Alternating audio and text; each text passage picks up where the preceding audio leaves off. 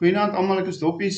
Ek is nou besig met 'n nuwe reeks vir my YouTube kanaal. Dit is stories reg uit die Namakoland uit deur baie spesiale mense in my lewe. Speel dit graag vir jou en ek hoop jy geniet dit saam met my. Laat my nou dink aan die grap van die groot hond, die ou groot hond en die klein hondjie.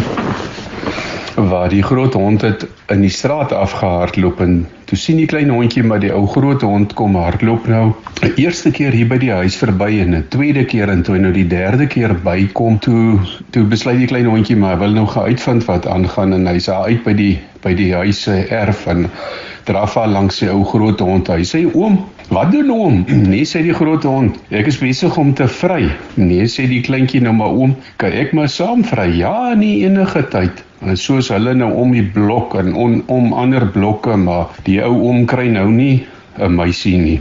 En toe hulle nou hier so die 7de keer weer hier by die klein hondjie se huis verbykom, toe sê die klein hondjie, oom, ek is nou moeg gevry, ek vry nou nog net hierdie ronde saam.